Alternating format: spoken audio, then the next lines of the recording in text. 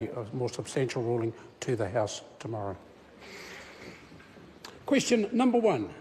The Right Honourable Winston Peters. Mr Speaker, this question is to the Prime Minister and asks, does he stand by all his statements on the Todd Barclay matter? If so, how? The Right Honourable Prime Minister. Mr Speaker, yes. Supplementary question. Supplementary question. Right Honourable Winston Peters. Why did he feel the need to interfere in an employment dispute between another MP and a staffer? The Right Honourable Prime Minister. Mr Speaker, I have no responsibility for that matter. Order. Order. Supplementary question. Right Honourable Winston Peters. Why on the Barclay issue was he in constant communication with Glenys Dixon over a long period of time?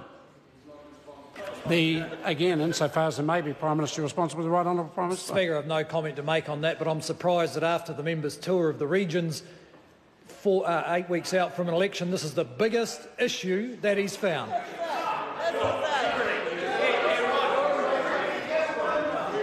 Order. Order. I apologise to the member. I just need less interjection from both sides of the House. Supplementary question.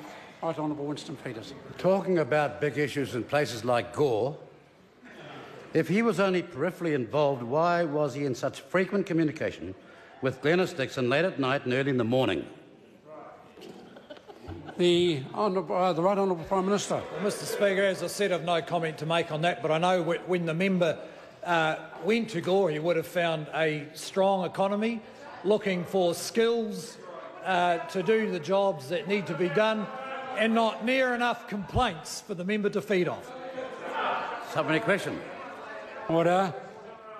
Supplementary question. Right Honourable Winston. Talking about meetings in the south and Invercargill where there was no more seating, if he is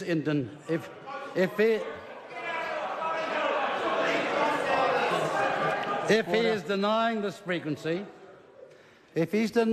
frequency, will he release his relevant phone records regarding his communications with Glenys Dixon? The Right Honourable Prime Minister. Mr Speaker, again, I have no ministerial responsibility for that, and I'd expect that sometime before the member decides who the next government is, as he alleges today, he'll probably raise some more important issues.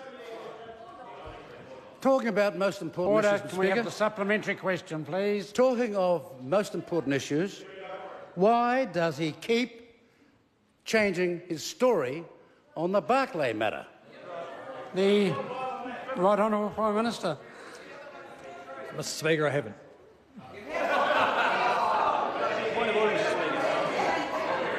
Order. Order. I have a point of order. Richard Prosser. Thank you, Mr Speaker. Mr Speaker, I seek your guidance, and I wonder if you could contemplate this issue and come back to the House at some point. With regards to the Prime Minister's answers to the Right Honourable Winston Peters' questioning, referring you to Speaker's ruling 1712, which says that ministers can be questioned only on matters for which they have responsibility. If they have made statements that impinge on those responsibilities, they can be questioned on them regardless of the capacity in which the statements are made. And, Mr Speaker, I would contend that matters such as this, which do clearly impinge on the perception of the integrity of the Prime Minister, are matters on which he can be questioned. Greatly appreciate the point of view raised by the member. We've been over this territory substantially. There has been a range of statements made around this issue, both by the Prime Minister, perhaps a ministerial responsibility, perhaps as leader of the party, perhaps as a former member for this particular electorate. I think the only person who can decide whether he's made any particular comment in regards to this matter as a Minister or Prime Minister is the Prime Minister, and so he has answered. Question number 2. Andrew Little. Thank you, Mr Speaker. My question is to